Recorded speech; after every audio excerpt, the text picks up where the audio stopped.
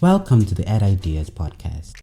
Hello everyone. Today's episode, we are joined by Pumla Dlamini, one of my inspiring leadership friends who has done quite phenomenal work, not just professionally, but also outside of her interests and her passions. Welcome and thank you. How are you? Hi, Bandile. Thank you so much for having me, and hi to your listeners. Yeah. Thank you for the opportunity for being able to contribute on your platform. Thank you. We are so excited to learn about so much that is happening right now. You know, we are in a year of change, 2024. Happy New Year, by the way. Thank you. Happy New Year to you too. We're in a year of change, and a lot of things that emerge now is what type of leadership do we need? What type of leadership do we want to see? Not just transforming the world of work or transforming the world of opportunities. What would you say is the top thing that you are looking forward to in terms of leadership? I think leadership impact is leadership that is kind, is leadership that wants to share, that really has a heart for people. I think been fortunate enough, especially in my career path and also just with home and seeing how my parents, also were just contributing, to leadership within being a steward and just an instrument to help affect change in their community. I think leadership that really is impactful is a leadership that is kind, a leadership that's sincere. They say each one teach one. And so if you climb up the ladder, you must look back and try and bring others up and do so authentically, do so with kindness, and people believe in your leadership and your vision and they grow with you. Yeah. And you've talked about like influences. Who are the people or what influences you to be inspired to lead or to be inspired to do a change that you want to do in your life? So I think, I think there's a lot of purpose in leadership. And that purpose, would normally stem from either experiences where maybe you've been led by someone who wasn't kind. And if you get the chance to lead, you then choose to lead with kindness, or maybe had a leadership that was very results driven, but not really people centric. And, I've been exposed to both. I've had my fair share of managers or leaders who are very results driven, but not quite people inclined. When you draw from that experience, it's just to say that when you have the chance to, I'd like to do it in a different way. So I think the people that have sort of contributed to that ideology is just some of the people I look up to in the industry that I'm in. I'm talking like very impactful women in corporate who will have the time to sit with you either with a coffee to just give their input on what their journey has been. And, it's just so impactful because they're doing great stuff already. And if you see yourself as a woman of color and you're talking to a woman of color who embodies this leadership that you aspire for, I think, without dropping any names, but just genuinely, within this career trajectory, it's just women of impact and also just, the men who have come through and lead with people at heart. I mean, just yesterday on LinkedIn, I was looking at profile of a man, I believe his name is Tutuga Ngumalo, from Swaziland. He's leading up, the operations of KFC. He was first heading up in Africa, now in the US. You just look at his journey. He talks about impacting people in an organization, but just impacting from a place of heart, from a place of caring about the people. And he's garnered enough support because people believe in his leadership, and now he's making waves. So it's just, when you see those sort of like those breadcrumbs, those trail of an impact that looks at people and just really nurtures a person, yes, then you get the output, yes, then you get the excellence, but at the heart of it is the people. So I've been lucky enough to been exposed to leadership that frames it that way. Just to borrow from your words, how lifting people are along with you. You've now seen almost like a play for the past 30 years. I've also been reflecting about what 30 years of democracy means. You've seen almost a play of not making people rise to the economic prosperity that was promised, to a dream that was promised almost in 1994. And we talk about the power dynamics shifting ever so slightly to people who need them the most, and power not being shared with. What would you describe also your journey as well in relation to that, about you are also working towards sharing that power now? Absolutely. You have started something that is quite exciting about going back into the educational route. How important is education in terms of inspiring the next generation? So you give me a lot of credit. I am in the process of starting, so I am on the journey of starting this, and what this is just basically a vehicle where I would like to be able to assist. It is my dream to assist from an educational point of view, my community, or at least, give an impactful change in Swaziland where we can give tutoring support for kids in underprivileged communities to help them achieve the best that they can be in work, and also just, from a self-confidence point of view. Because sometimes you just find the break where a person can be very, very good, writing the exam, writing the paper, passing, but not being able to also sell themselves. So just that mix of supporting from an educational standpoint, but also supporting just from a holistic point of view. And where this is coming from is that through my company where I work, I joined an organization called Fly, and Fly is basically fun learning for youth. And what this is where on Saturdays, we'll have a group of tutors allotted to each grade on a rotational basis. We go in on a Saturday, so you apportion 3 hours in your day from about 9 in the morning till 12 p.m. and you teach math. You teach math, you'll choose the grade that you're teaching. So we currently have maths and LO on offer. We have, a few tutor numbers, so we're trying to gain more, but it's just that giving back. It's young professionals all working who are doing this of their own volition and their free time and free will, with the hope of wanting to give back, who put some time aside on the weekends, and we tutor these kids. And now just also to see the way with which they grasp the concepts better. If you have someone who teaches it differently, or someone who will take the time to see that you're not quite getting it because your logic for it is wrong, and then after class we can sit with it. And, it's refreshing to see that when they get the concepts, they have that, the light bulb is that light bulb moment, exactly. Yeah. So I think being part of that, it ignited in me a desire to want to do the same in my country. Of course, as far as scales go, it'll be small scale because this is something that is really in its infancy stages. It is a concept at the moment I'm starting. I've already put feelers out to try and get it going. I'm excited for the journey. And I think while I still do the work that I'm doing with Fly, this will be my second year with them. I am growing with my group because I started with grade 8, now I'm going to grade 9. I'm just excited for the learnings, how I can then conceptualize and really put into a framework something that I hope to impactfully, start in Swaziland. And I'm excited. Yeah. And life skills are so understated, especially when you're in school.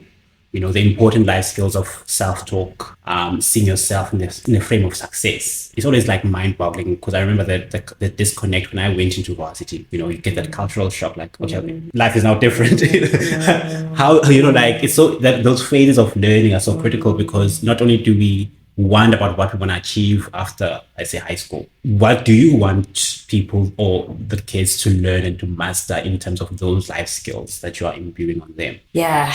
As you ask me this question, I'm just thinking about, some of the kids who we've just recently gotten our matric results. Yeah. While there's some kids who have done very, very well, there were some kids that weren't alive to see their results. So sometimes it's just it's that sort of thing that you get to learn in life skills, those to equip you that sometimes life will be different and life will change in front of you. I can just only imagine the kids who were friends with these individuals who either over the holiday had a freak accident, can't now see their results. Now you're registering to go to varsity and you have to be of a certain state of mind to tackle the year. But how do you tackle the year when you're feeling so broken? It's in life skills where, and we were just funny enough having this discussion with some friends and tutors, that to say, in as much as life skill isn't something that you really get accredited for in varsity, but it doesn't underplay the value of it. It's a safe space where you can get to interact with kids, things that they're probably not comfortable to talk about at home, or not comfortable to talk about with an adult, even an adult maybe who's an aunt or an uncle that they can confide in. But now they can have a space in a classroom or in any sort of community forum where among peers, they can discuss about their social challenges, and they can do it in an area where there's no judgment. And so in those moments, they can share harrowing stories like this, or know, or maybe even hear of stories like this, so that they can understand that these things happen, what sort of avenues you can use to heal if you do need it. Like I've mentioned, grief, because these things are happening. And outside of school and outside of, trying to pass your maths or your physics or your science to get into varsity, there's this life element that we cannot help but look at, because life stares you in the face, and what can you do? So it's just, I think, that life skill element, being able to, yes, while we are helping the kids, attain their goals and have a brighter future, it's just also important to equip them for life. Looking at grief, how is your relationship? Why do you think grief could be a value add? Because I mean, death is part of life. Yeah. You know, it's unavoidable. Yeah. At some point, Yeah. we've all lost a loved one. Yeah. You know, how do you learn from grief? What are the go-to pivotal journeys that inspired you to emerge stronger from that? Yeah, so grief. Yeah. Very heavy. Yeah. I forget which movie they say this is, like grief, my old friend, or like darkness, my old friend, but it just, feels like a synonym, Like you say, grief is a part of life. For me, in my personal journey of grief, I've just come to learn that grief teaches you that there's a balance to life. It's a very hard lesson to learn, but you learn that there's a balance to life. Just like how, the sun has its chance to rise and the moon has its chance to, bring about darkness, as it were, rules over the night somewhat, but there just needs to be a balance for this. And I guess from my personal, journey of growth is I've learned that resilience has to be the answer that you have to grief. Grief will come at you as a flood, but you have to have resilience for it. And I guess the best example that I can draw on, actually the two examples, because they really impacted and changed my view of grief. So I had tried to attempt my CFA. That was doing my third attempt in November of 2021. I was meant to write. So this is the 19th of November. And, I had experienced the harrowing loss of my mom on the 2nd of November. So literally just 2 weeks before. And when I tell you that I had this very militant study routine for 6 months where, if I'm working, I'll work throughout the day, and then at night I'll go and I'll do a gym session between 5:30 to about 7. From 7:30 till 9 till 10 every day I'm studying. It's during the week. On a Saturday I'll have 6 hours. So I had a very militant routine preparing for this day. And 2 weeks before that, air was knocked out of my lungs. Just, everything that seemed that was my plan just completely went out of sync. And I had to go through that. And I remember thinking to myself, I'm not going to defer it. I'm going to continue with it. But, I was studying in tears. How do you prepare for that? It's the last thing I ever thought would happen when I started that year and, had my goals, ready for the year. So I wasn't sure what I was supposed to learn. I didn't know what the value add was of grief at the time. Fast forward to 2 years later, last year, my dad was battling cancer, and, it was another blow again. You start the year feeling like, okay, you're going to put all your effort into what you've planned, and you're going to give everything you can for, you've got your last parent. You just, everything that you ever do is for them, for him, to make him proud, and also to make sure that you attain your goals. And I'll never forget this moment where I had a really great opportunity at work to chair a forum on a topic of interest that's really near and dear to me, about sustainability. And thought leaders in this area, were called upon and asked to contribute to the forum, and it was a great turnaround. And so 3 months worth of work that was put toward this was just finessed down to mic check. Everything was just, every presentation good. And then 19 minutes, literally 19 minutes before going live, lights, camera, action, get a message on my phone, my dad's in ICU and all his vitals have completely shut down. Sure. And I had 19 minutes where I gave myself 5 minutes to cry as much as I could in the bathroom, compose myself, go out there, do the last checks, mic checks, and then give about a very, very good forum. And it went well. It was excellent. And then right after that, I was on a flight going to see my dad, so it's just, I didn't know what journey grief would give me. But in the quiet time over the festive and just reflecting on just this very close series of loss, my brother also, my eldest brother having heart failure, and the 6th of September 2022. So it's like year after year, you're having this loss, and and I'm sure many people can identify with this. I mean, we come from COVID. People were losing, loved ones left, right, and center. And so, but how do you continue? So grief makes you realize that there's a part of life that needs to be tenacious, that needs to be resilient, and you can't learn this except to go through it. And in it, you have to just remember that while there is grief, life is also beautiful. So let's live with what we can. And where you can make an impactful change, do it. Don't waste the day. Don't waste the year. Don't waste the time. If there's something in your heart, if there's something that you hope to do, do it. Put your full back into it, and it will work out. Somehow it will. Yeah.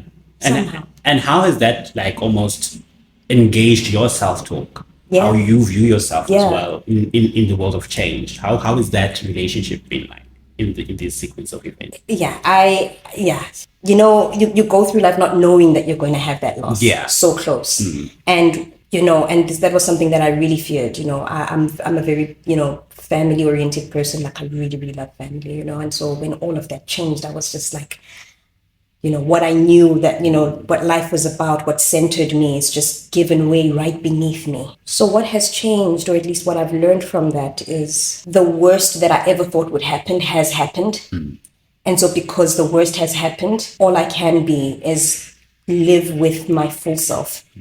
Anything that I'm scared of has happened. I've lost the people that I love, and the ones that I have, my siblings, we're going to love with all that I have, and appreciate the moments every time. And so it's given me an appreciation for time. It's given me an appreciation for life. It's given me an appreciation for legacy. It's given me an appreciation for the moments that culminated to big memories. I just have a newfound respect for, I could say, life and just resilience, really, and bravery, having the courage to do what you hope to do with conviction. I feel like almost the grief has given me purpose to live, if that makes sense. Yeah. Yeah. A willingness to live. Live. Yeah. Yeah. And I think also in part of the willingness is the journey of remembering the legacy, as you said, like building on what has been left behind. Yeah. What are some of the legacies that you are inspired to live up to, or at least build up? So my parents have had a very big influence on me, because for all my life I've watched them. I've watched the work that they've done. I've watched how they impact their community. And so as a legacy that I would love to be able to propagate is just to continue in that vein. My brother has been saying of late that he is his father's son and he's about his father's business. And so I am also of the same sentiment that, I am my mother's child and I'm of my mother's business. My mother was someone who would, create parties for orphans every end of the year for Christmas, because, orphans have got no one. So I remember, my earliest memories of that would be between high school time, even, during varsity when I'd go home for holidays. She would have these parties, and it's like, we're in the kitchen, we're catering, you're interacting with the other women in the community who have come through to give their time and their hands to contribute to such events, caring for the community, for the children, that don't have parents, and just if any donor aid that comes through, she would be someone who would also just want to be able to call and say, guys, here's jerseys for the winter. She was just always doing that kind of work. I'm being very heavily supported by my dad as well.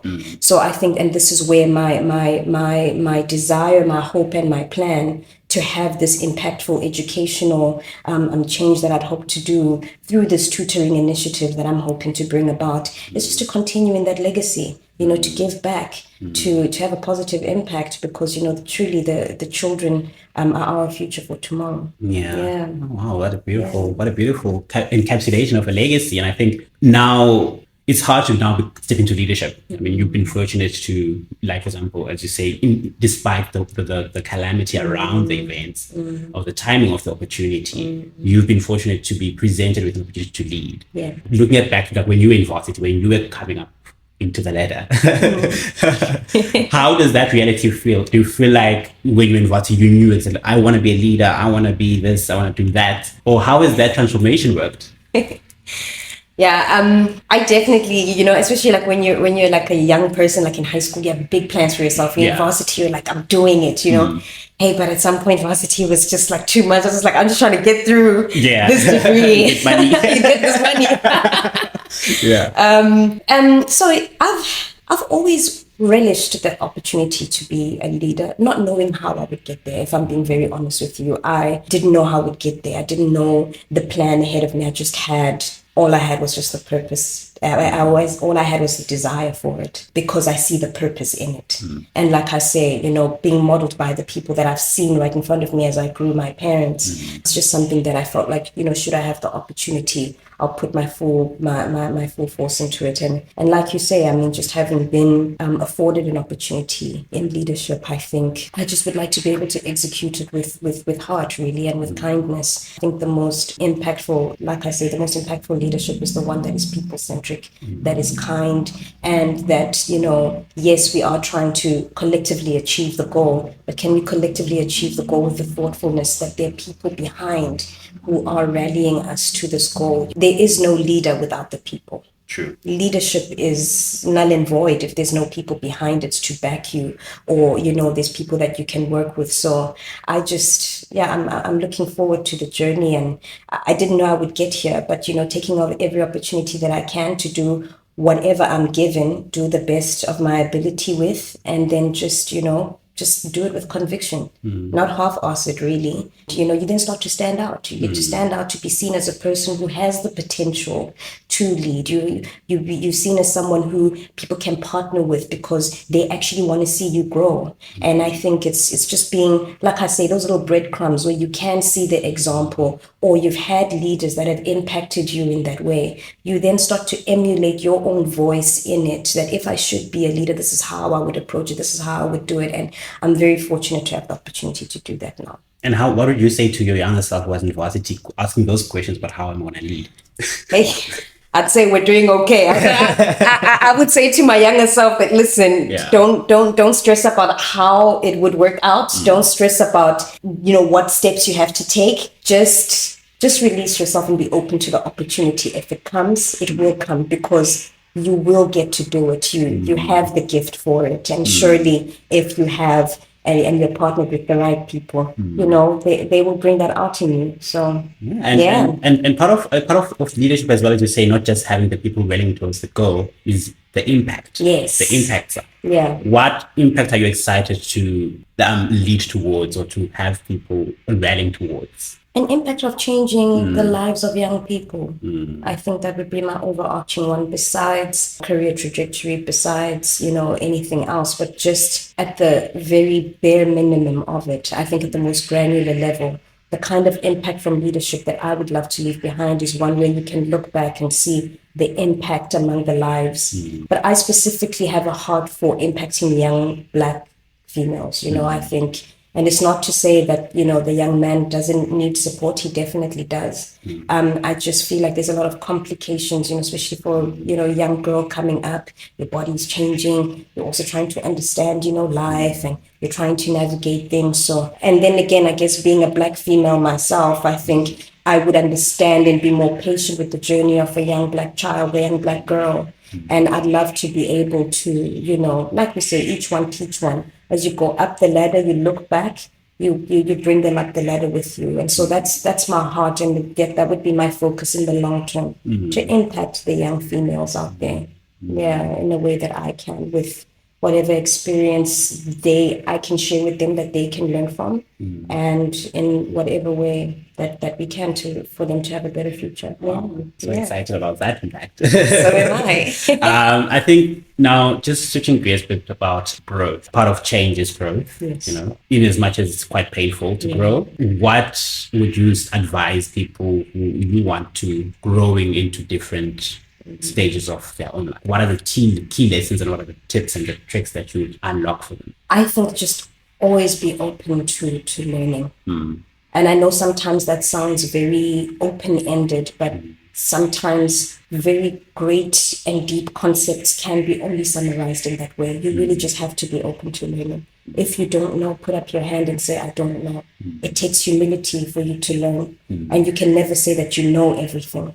Because especially we're living in an ever-changing, fast-paced environment. There's discoveries happening extraterrestrial. There's rockets being, set up to space. AI is here. So there's just so much that's changing. You can never really say that you know it all. So if you're just humble enough to learn, and just being able to know that if some things are outside of your hands, you have to just learn how to go with the flow and see what works for you. You know, it makes me think about a very simple prayer that my dad used to like, which is to say, give me the courage to change the things that I can, and, you know, the serenity to accept the things I cannot change, then the wisdom to know the difference. Like, I should be able to know the difference of what I can change. And if I can change it, let me have the courage, let me have the bravery to effect that change. And where if I cannot change anything and it's outside of my hands, give me the serenity to accept it. And then also just the wisdom to know the difference. Yeah. It's been, I think I've known you like in the shortest amount of time that I've met you, actually, like 2 years, I think. Like, This is the second year. This is the second year, yeah. I remember our first conversation. I think we were at a certain coffee spot. And I remember thinking to myself, wow, you have such a powerful presence. Like, you had a powerful presence. It's like memorable. Okay, this person has a voice. Like, the voice is very there. Yeah. How did you come to master that presence? Sure. That's a very powerful question. Yeah. That's a very, very powerful question. I think the best way I can answer it is to say, you know, failure will humble you. Yeah. And, you know, when you get to that point of humility, you're just like, actually, if I can ask for help, let me ask for help. And let me also not be afraid to say, I don't know. Because if you're trying to turn a failure around, you need to be able to be that humble and that willing to work. And so if I can give example for it. So in grade 4, so this example actually underscores my passion for what it is I want to start doing in terms of, and this is why I'm also involved in FLAG.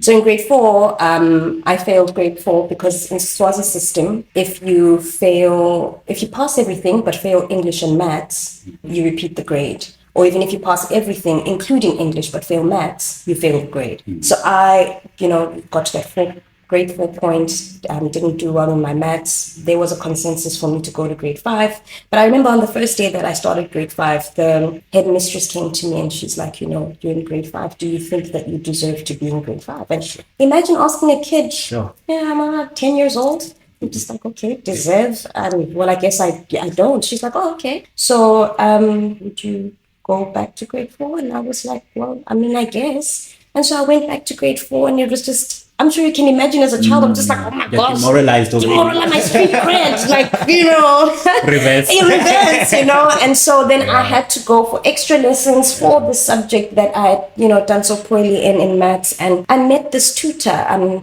She was like the maths teacher for the higher grades. So from about grade 6, grade 7. Her name was Mrs. Dekov. I can never forget Mrs. Dekov, a Bulgarian teacher. Her family moved from Bulgaria. They were in Swaziland. And she would teach these math classes after school. And when I would learn in her presence, I started to realize that, maths actually isn't that hard. I just need someone who's patient enough to teach me the concepts. And who understands that and who can teach it in a way for my young mind to understand it.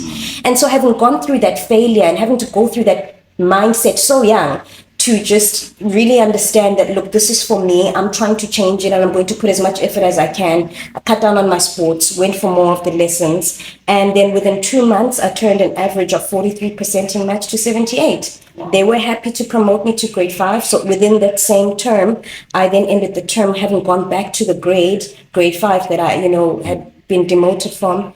And, the story goes that I've always been an A student since. And that's why I actually did a Bachelor of Science in Applied Math all the way to, so I ended up having a love for it. But it was that failure that changed a lot in my young mind. I never ever held back from saying, I don't understand this. Yeah. Because you go into a class and a teacher will say, do you have questions? And I would have the questions because I just said to myself that, I'm not trying to fail again. Yeah. I'm not trying to go through that again. And know the feeling, And so then it then, well, the byproduct of that was me being vocal. Yeah. The byproduct was me being able to challenge and ask questions on a concept. Because if I really am trying to understand it, and if you ask me, if you open the floor for questions, I'm going to ask you questions because I'm not trying to fail this. Yeah. So then I think that's where I learned. It empowered me to ask questions. It empowered me not to be embarrassed. It empowered me to say, look, I don't get this. Please teach me. And, it changed a lot for me. That was my growth. And that was that I think is also just like the fine thread in my giving back, in my being involved in Fly, and in what I'm hoping to achieve. The legacy, it also ties into legacy. So it just feels like a full circle moment, and just a real opportunity that I'm just very humble to just, to really, really do. And I'm excited about, actually. Yeah. So I really hope to. On that journey. Thank you. And I really hope to end the year having started something. I know you're going to be my accountability partner. Yes. So I'm excited for the journey. Yeah. It's going to be a good year. So what are the milestones that you're setting up for this year, right? So you said accountability number one, kindness, impact. Yes. What else do you want to measure yourself come the end of the year? Happy New Year. I want to have less procrastination.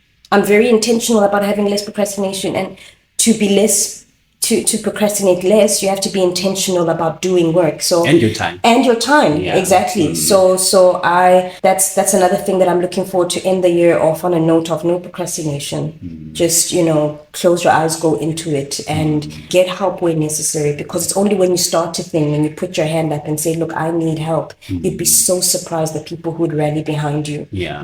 Especially because if you're doing something that's so meaningful and people have already started that journey, you can have learnings from them. You can have, a wisdom. Those who've gone the path before can show you how to navigate it better.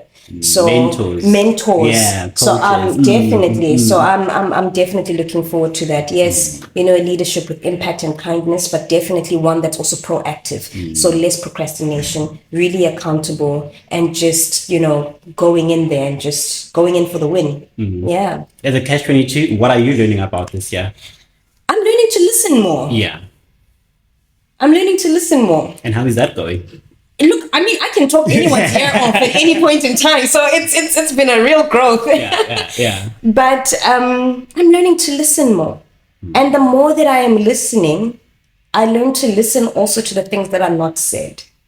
So listening to body language, listening to changing energy. If someone comes into the room, how am I feeling? So I'm listening more, listening to myself, listening to what is being said or what's not being said. Like, I'm listening. And I am learning also to reflect as well. Reflect on what I feel. Reflect on what has been said, or reflect on what hasn't been said. Reflect on the purpose of what's being said. So I'm learning to listen. And my listening is a listening in layers. And it really is allowing me to grow, because you can't quite be an effective leader if you're not listening. Yeah. You can't quite be an impactful leader if you're not listening with discernment, because a person would say a thing, but then the way they use their time or the way their body language is, presented is very different to what they're saying. If you can hear that, that's when you start to capture that impact of leading with a kindness that can really actually shock people and allow them to give more of themselves to you, because you have noticed a thing that they couldn't say. So I'm learning. I'm learning to listen. Wow, that's a powerful lesson. Yeah. I think, last year I was also on a kindness journey of being kinder to myself. In the aftermath of, I think, also losing my mom. This year is like the 3rd year anniversary, and also like coming from a lot of change in my life. I was like, well, no one's going to be kinder to you than you are to yourself. No one's going to tell you the truth about how you should view yourself. At the end of the day, people just move on. But no one leaves back and it's like, what was done? Absolutely. Taking stock of what is the room saying, as you're saying, listen with intention. So also faced with more listening and more impact. I'm looking forward to the I'm looking forward to it. So what are the top of trends? I mean, this year we started off with Davos, so a lot of leaders went to Davos and World Economic Forum situations happening. Earlier last year, towards the close of last year, we also had the CLP conferences. Yes. What are the emerging trends that you are picking up that leaders should be listening more to? I think there really is a shift that's happening, and I'm not sure if it's because of times. I should think it is the times, but there's a lot of shift that's happening politically. Yes. Emerging markets are now becoming geopolitically. So there's just a lot of shift, and I think there's a voice that the people are having, which I think is a voice that says we want growth and we want it now. And sometimes, you know, you have leaders who probably don't have vision, that don't execute it properly. I mean, we've seen it with some political parties who we are now starting to, you know, doubt, especially in a time where we want to vote. And then you also just see this attractiveness for emerging markets. So the world is now looking to emerging markets. You know, you talk about COP, you know, sustainability is now gaining more of a voice, sustainability with substance, you know, that's impactful, you know, to impactfully grow communities and economies at a sustainable rate, because we're also trying to be mindful of the environment. We're trying to be mindful of, I mean, look at all this global warming that's happening, you know, with temperature rising and talking icebergs are melting and just all this change and emissions on high, you know, so companies now have to be very mindful. They're actually being held accountable for their emissions as well. And so these forums such as COP, you know, the sustainability, you know, focus that is coming to the fore now, and also like we talk about, you know, these, you know, political and just also geopolitical changes and shifts. It looks like the times needs leaders who are results driven, but also, you know, listening to what's happening, listening to the people on the ground, and also listening to the times, how they're changing. And I think as we all go through this change, even as you listen to the person, that person is learning from you and listening to you on how you're accepting what they're saying. So I think if that respect and that reciprocity comes about, leaders will be more impactful to listen better, to impact more change. And the people that they are impacting change because they see how they're accepting the listening and the learnings, they would want to work more with leaders. So I think definitely kindness to the environment, a kindness to the people, and just a kindness in general. Yeah, thank you so much for that. Because I think, would you describe, like, for example, in this critical year of change and critical year of a lot of things happening, would you say we have a leadership deficit, or do you feel that we have more leaders who are ready to listen more and do more? I think it's a mixed bag. We do have leaders who are making change in a sense where, if we now think about private companies that are working with government to make change in their areas, you know, I mean, we think of Discovery. I think it was last year, Discovery trying to get on a drive where for the clients who they insure their cars for, who always complain about, you know, like potholes and all of this. And, you know, they are now having a voice for saying, look, how can we be of assistance? We can apportion some money if necessary. Just let's pave the roads. You talk of what's happening, you know, with Eskom and load shedding. Private companies are now banding together to have a discussion about green energy, you know, and just, you know, seeing how they can be of assistance in that discussion, in that forum. So I think it is a mixed bag. We are having a lot of leadership, especially from the private sector, that are identifying the problem for what it is, being available to be the solution for it, and putting themselves out to be there, give voice to that solution. And then, you know, you have some likes in government that I guess, you know, are doing okay. But I mean, you're dealing with a failing, or at least not encouraging, security or police system. You still have these low incarceration rates, especially for GBV, or you can ever be, it's just shocked, you know, be shocked about, you know, who passed away and who died, and these people never get brought to book. You know, we're still dealing with the Senza Bayiwa case. Do you understand? Have we even started looking into what happened to AKA? Do you know what I'm saying? Like, it's just those little things to say, you know, you have these emblems where leadership is actually doing well in the kind of work that they're partnering with to say, look, we see a problem, we're offering ourselves to be part of the solution, use us. And then you've got other wings where it's just like, hey, it's another day in the office, you know, we're not going to make any change. It's a mixed bag. Yeah. And in that absence, what's filling up your cup right now? Being the change that I can be where I am. Yeah. It fills my cup to be able to help where I can. And I think what fills my cup even more is just seeing other people do the same in their own way. The kind of work that's being done, like yourselves, where there's a platform where young individuals can come together and share ideas. Where other people are just looking to give more sort of like impactful growth. I mean, I know there's these sort of like idea generation hubs where especially creatives come together. The one that I can think of that comes to mind is just, you know, what's happening back home in Swaziland. I mean, I recently have come about to see where there's just these sort of groups where people come about this, they'll have an event, they'll have like a thrifting shop, or artists come together to share ideas on either whether it's just, clothing, style, music, or just a space where they can, as artists, share ideas. So it's just that sort of change where young people are not just sticking to the narrative, oh, I'm going to study, get a job, and just, make money for myself.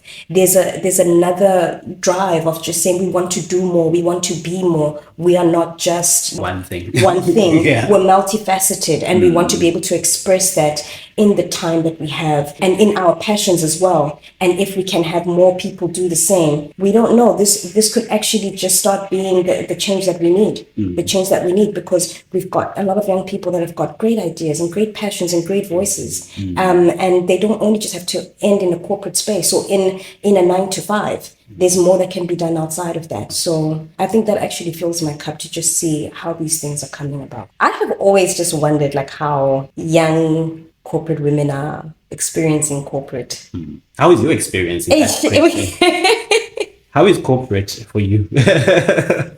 Corporate, I think everyone's feeling about corporate is that, corporate makes sure to get its pound of flesh. But I think while that has been my experience in my career journey, I think now I'm in a place where, yes, they do want the output, but they care about the person. So my corporate tone, I think, has changed. At first, it was, output driven, get your pound of flesh. You rest on the weekend and you're back on the ground. But I think because now I am doing something that I quite love and is a passion for me, sustainability is something where I think I can't speak for everyone, but I can just say as Africans, we've always just been mindful of our environments. We've always had a sensitivity, a sensitivity for, our families. It's in the little things where, you hear a person's surname and you'll know their clan names. Just that respect and that acknowledgement of family bloodline. So family and, just sustainability in a sense where you always think of giving back. You're always thinking of, yes, I'm doing this, but then who will it benefit? Or how far is the coin going? Exactly. And also how can we keep this coin among our community? Intergenerational wealth. You understand? So it's a very interesting shift, which I think is just always going to keep one excited. And the more we can equip ourselves, if by studying further, if by making more impactful relationships, that hopefully, we can actually see this thing come to life and just be passed down where kids can see what has been left behind by having, sustainable impact in our environment, and they can continue, carry the baton and run forward. And I think like preparing that reality, that shift that you said like that. Because I remember when I started working, there was a big disconnect because I was thinking to myself, sure, I'm walking into this world of work and you see lesser people like you up the chain. Yes. There's, you can say that again. You feel very invisible. Yes. You feel lost in the sea. And after like maybe your career hopping and I don't know, job hopping and house hopping, what would you say are the key things that you'd advise people who are going to that reality of corporate, going to that reality of work? And how would you better prepare them for that? It's definitely going to be a shift. Yeah. And it really needs a mindset shift. And I say mindset shift because in either like your varsity curriculum or calendar, you're going to have a semester break. Going to corporate, you're not going there. You only have your leave days that you've accumulated. So, you use them wisely. Use them very wisely because you're not having a break. It's not going to be a semester break. You can't go on a sabbatical. You cannot go on 2 weeks. You have to work for that 2 weeks. So that for me was like a real shift. I won't lie to you. It's just like, Bandile, but when are we having semester break? You're like, oh, by the way, I'm working now. There's none of that. So exactly. 9 to 5. So, it's a mindset shift. I don't even know if you can even do enough research to prepare for it, really. Adjusting expectations. Yeah, exactly. You definitely have to adjust your expectations. That's for one. But just a mindset shift of understanding that now, okay, it's a different ball game. It's a different structure, different principles. This is how it works. And as I go through it and as I try to understand myself in it, because you definitely have to give yourself time to understand yourself in the journey for you to be able to create. I say you create a brand at work. Everybody does. Whether you think about it or not, you do create a brand. And your brand I feel if you're going to try and make a brand that you are hoping to outlive you, and by outliving you meaning that you have a career from it. You have a career from it, but also you get noticed enough where you get spoken about in rooms where you're not there. So if you have a brand that is just very simple, you're going to be on time for work. Whatever work that you have to do, you do it with the best of your ability. You do not half-ass it. My motto has always been, and it's something that I've borrowed from the Bible, which says, you must work as unto the Lord. So if you're going to work as unto the Lord, you're not going to do a half job. You're going to come at it with all that you have. And so if you can do that, of course, making sure you don't burn out, because burnout really is a thing. Yeah. It's very real. So it's finding that balance that works for you, where you're trying to give excellent output. So you're working hard because you are trying to build this brand. You do need to have your name spoken about in rooms or at tables where you cannot sit, right? But then would propel you on your career. But it's because of this brand that gets you noticed, that remembers that, oh, Bandile, in these meetings where you cannot speak for yourself, where there's opportunities for growth, where there's even financial opportunities for change, that you are front and center because you've just stuck to doing the simple things consistently. Yeah. And you're doing it with excellence. That is the only thing. I think it was Obama who said it. Didn't he say? He said, if you want to get work done, give it to the one who shows up, the one who will always just keep doing the best that they can. That person is someone who people higher up will always remember, and they will always remember to speak about you in rooms where you cannot be. So I think that would be my advice. Just it's a mindset shift, and whatever you get to do it well, do it consistently, and just show up all the time. You cannot be the person who will choose. Yes, you can take advantage of your sick days. So yes, okay, you may choose to call in sick, but at what cost? What's it going to do to your brand? You have to almost have an entrepreneurial mindset as you go into it, to be like, this is how I want to be perceived. This is how I want to be remembered, and this is my brand. So with any little thing that I do, I'm going to do it, and I'm going to shoot the lights off the roof. Yeah. Do you believe that leaders are born or made, or is it both? I think leaders can be born and they can be made, but I think the leaders that really make the change that leaves other people inspired are those who are born. Yeah. Because I think this is just my personal belief. We are here for a time. So if you can just think about probably like maybe, you'll bear with me, I'm going to be very geeky about it. Yeah. In the time continuum, if you think about like history and what, we're hoping to achieve in the years to come, we have a specific time that we are in, that we are living in. As a generation. And so you can only make as much change that you can within that time. And so where within that time you have leaders who are gifted, they don't have to be taught to go forward and make change. We think about the young people who went on a protest, during apartheid times, which is why we now have June 16. You didn't have to teach those kids any leadership. They were gifted with it, and they led with such a bravery, and that was them in the time continuum where they made an impactful change. Leaders who are gifted, I feel, make an impactful change. And of course, there are leaders that are trained that make impactful change as well. But there's just something about those that are gifted. There's something about those that leave an indelible mark, and it really makes one want to aspire to do more. Yeah. Who are the leaders now that you're looking forward to learning from this year? Because I think we place a lot of pressures on leaders, right? We always expect leaders to do so much. What do you think? What are your leaders that you're looking up to are teaching you about leadership as well? So I may not give names. I may not give names to the most corporate people. Because I sometimes like the alternative. So or non-positional. Yes, because this person isn't quite a leader, but she's leading in some things that impact the women in her industry. I mean, I'm sure you've seen recently, Taraji P. Henson came out and was talking about, how in her industry, it's just like sometimes you want to be valued for what you are, but you just don't get valued. And then it discourages your gift. It discourages, because outside of your gift, you still have to live. And if you're not going to be compensated in a way that speaks to the value of the years that you've put into your craft, it's just, I think leaders like her that speak out, and says, look, it may be a glitz and glam thing, but my goodness, there's life after this. And I'm just telling you guys from a human point of view, this is what's going on.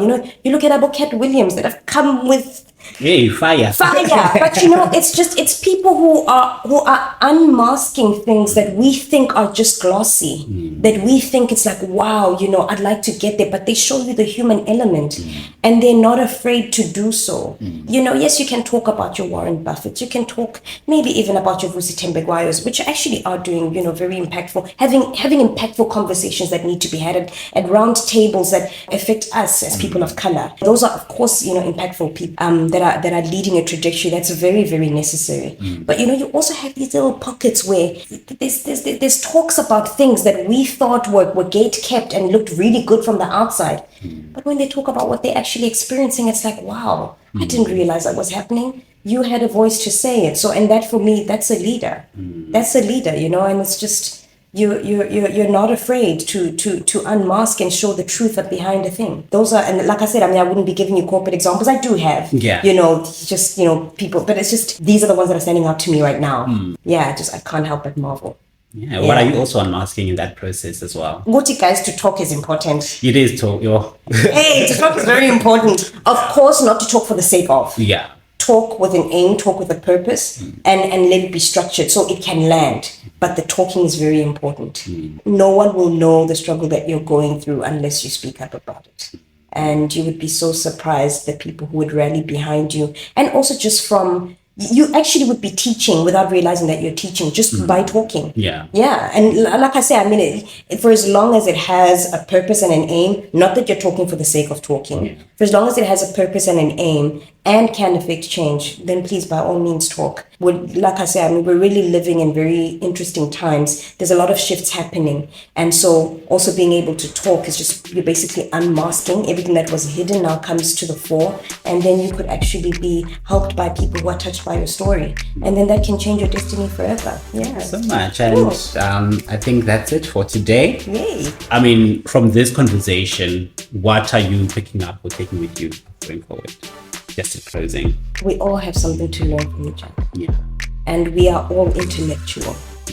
A person who, I don't know, a person maybe who's like very astute in very hard or traditionally hard things, like maybe you think of like a computer science or, finance, all of that, is no different than a person who's making change either in psychology or in thankless jobs like community service. Everyone has an intellect and everyone has something that they can share. We are all intellectual beings. For the fact that we are spiritual bodies in an earth suit, which is what Dr. Miles Monroe, rest his soul, shared in one of his sermons. He basically said that for your time on this earth to have impact, you need to realize that you're a spiritual person in an earth suit, allowing you to live here, but that spiritual element of you needs to be sharpened and honed to know your gift, so you can know what sort of purpose you have. And so that when you live out in your purpose, you will make an impactful change for that, so that you can leave a legacy behind. And it really moved me because it got me thinking that it's in the small things we don't realize. When we sleep, we dream. That's a spiritual thing. Even as I'm talking to you right now, I'm talking, but you can't see the words come out of my mouth, but you can hear them. That is spiritual. You can be able to see. Yes, science will explain to you that light goes through the retina and then it flips in the back end, and then the optic nerve takes it to the brain, and then you see things, and I don't know what part sees in black and white, what part sees in color. Everything's upside down. Okay, but at the end of the day, we can see. Yeah. And it's what we see, which we remember, which somehow we take into our subconscious place in our dreams, where we can say, I saw so and so, maybe an aunt or a friend, in a dream. And it's just, we actually are such spiritual beings and we don't realize it. So spirituality has an intellect, and so we can all learn from one another, even if it's like the most clever person like Einstein, or the most basic kind of giving back like Mother Teresa. Everybody within that value chain, with the most high IQ or maybe not so high IQ, everyone has an impact that they can give, because there's an intellect in them, and because they're spiritual, and everyone is a spiritual being who has an intellect. We can learn from each other. And so I think that's the one thing that you can never discount someone. You can never discount someone. Yeah, everyone has a place. And if you find your purpose, you will be more impactful, and you leave the world a better place. Thank you. Yeah. I can't add or subtract anything. That has been said, done, sealed, delivered. Thank you so much for. Thank you. And to our listeners as well, thank you so much for tuning in and following the podcast. And please, by all means, buy us coffee. Yes. And thank you very much. Can get more inspiring conversations. Absolutely. Thank you so much for joining us. Thank you for having me. I look forward to the good work you're doing here, and I'm a fan of your podcast as well. So I'm also looking forward to more of the content you have to give out. All right, thank you. Thank you. That's it. That's a wrap. Yeah. Thank you so much. Cool. Thank you.